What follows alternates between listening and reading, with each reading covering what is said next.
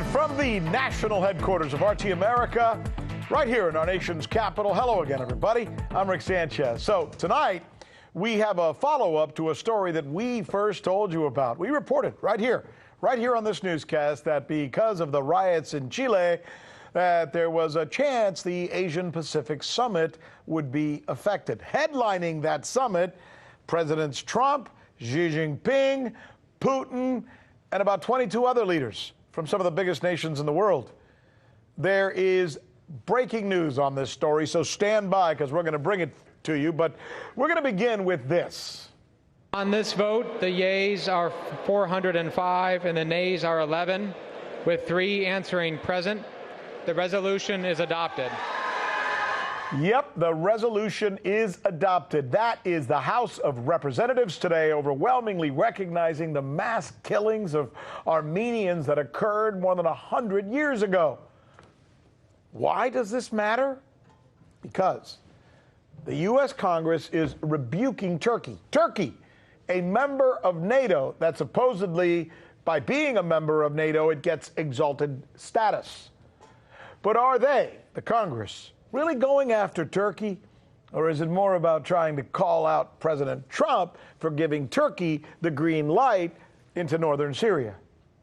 You see, this is where this act by Congress becomes more than just a historical or a ceremonial vote. And you're going to hear me push back on that subject in just a few minutes with an Armenian activist who's going to join us right here on this set. He is celebrating the vote. Turkey, by the way, is livid. Its president, Recep Erdogan, is calling what Congress has done, quote, slander. We are saddened that a slander against our country is being accepted by a country's parliament. We would consider this accusation the biggest insult against our country. Two sides to this story. Turkey, for its side, says it was a civil war, and the death toll of 1.5 million is, quote, exaggerated. The Turkish government is, in fact, so upset tonight that it has pulled its ambassador to the United States. So what really happened in 1950 when all of this began that causes so much pain in the hearts of Armenians worldwide to this day? How does it compare to other genocides, say American Indians, slaves from Africa? And perhaps more importantly, is it being done more for political show than as an acceptance of a historical event? See, those are the questions. Those are the questions we will ask here on the News with Rick Sanchez, where we do believe it's time to do news again. Let's go ahead and begin with what normally would not be a lead story, right? Congress adopts a resolution commemorating an historic event, usually not a big deal. Heck, I was once commemorated by Congress after I was named Broadcaster of the Year for my work during Hurricane Andrew. Big deal for my mom, but not exactly a lead story, right? But it was nice. This time, though, this act, this commemoration by one of the houses of Congress is causing serious political, international, and diplomatic repercussions. First of all, what is it?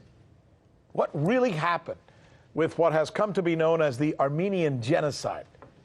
We lead our newscast tonight with correspondent Faran Fronczak.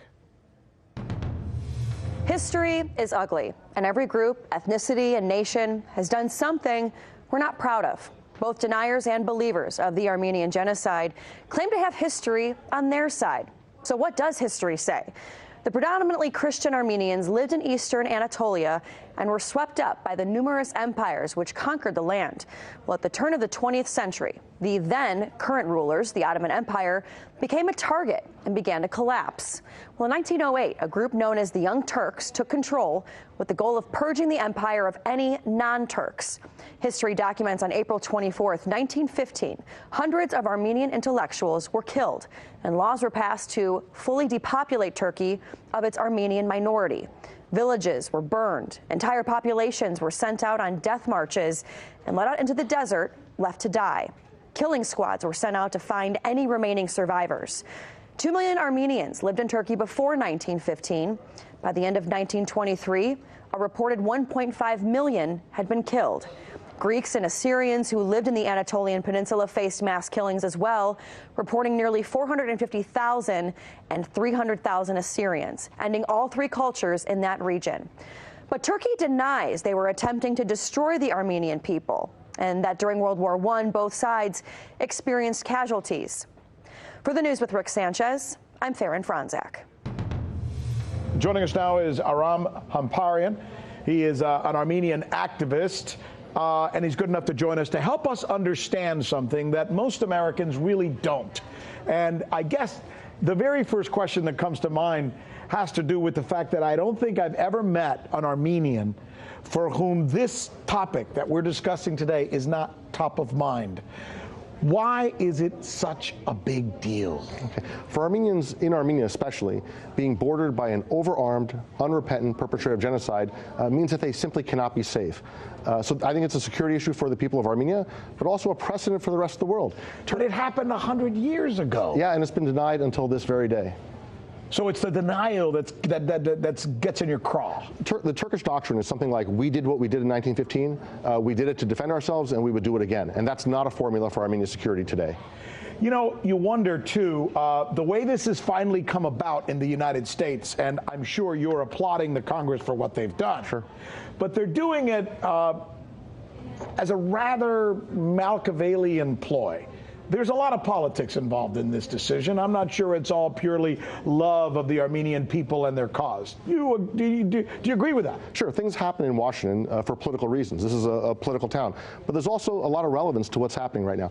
Turkey is poised to commit new atrocities in northern Syria. This is exactly the right time for America to send a message to Turkey that we're going to hold you to account. The era in which we whitewash your crimes, that's over. So you admit then, you recognize that the only reason that the U.S. Congress is doing this is kind of to get back at the Turkish government for what they're doing to the Kurds vis-a-vis what they think they're doing is based on the fact that they're mad at the president for letting them do it. I wouldn't say that. What I would say is that the U.S. Congress, House and Senate, has been ready to vote on this resolution for years and for decades. What happened is people got fed up with Turkey. They said, we're not going to cover for you. We're not going to carry your water. And the American leadership, especially starting in the House, said, you can vote. Members of the House can vote. And when they voted, 405 to 11. But don't you think, don't you think, and I'm going to challenge you here a little bit, don't you think the situation with the Kurds is different than what they did with the Armenians? I mean, there have been atrocities atrocities in Iraq, atrocities in Syria, atrocities in Libya. There have been a lot of atrocities lately, and the Turks aren't the only ones with blood on their hands. I would say this, that what Turkey's approach toward the Kurds over the last 30, 40 years has been genocidal. What's happened in northern Syria has not approached anything close to what happened to the Armenians in 1915, but the intent is there, and we need to be careful to guard against it escalating to that level. Let me ask you another question, which a lot of people who look at this situation ask themselves. I did this morning. When this subject came up, I shared with you in our editorial meeting. One of the first things I thought about was, you know, I love my country, but sometimes we do and say things that make me as an American wonder, do we not know our own history? Because I mean, we're going to go out and get mad at the Turks for what they did to the Armenians 100 years ago. What about what we did to African Americans? What about what we did to American Indians? What about what we did recently in Guatemala, where 150,000 people died as a result of a civil war that we started? Is that not a fair question to ask? No, it's a very fair question. The answer is we should confront injustice and confront denial wherever it occurs, whether it's regarding the genocide of Native Americans, the African slave trade, which put into bondage millions of African Americans. These are great evils, and those evils are taking place on our soil and around the world. And there should be we should not set one suffering against the other. So what you're saying is, yes, those were bad, but so was ours, and we want to make sure ours is recognized. I think they should all be recognized. Well said. You're a fantastic guest. I'm glad we had an opportunity to have this discussion and maybe even spar a little bit on it. Sounds good. Thank you. Aram. So you haven't heard that we're the ones covering the stories that you won't see covered anywhere else? In Venezuela, Kazakhstan. Let's go to Hong Kong. And the media reaction to that has been crickets. How about the way we cover those stories? What the hell does that mean? Wawai, wawai, wawai. That's the key word in this case, uprising. Keep? Can you believe that? Watching. This is the right thing for members of the media to do, to actually pick sides. Look, If you like what you see, subscribe.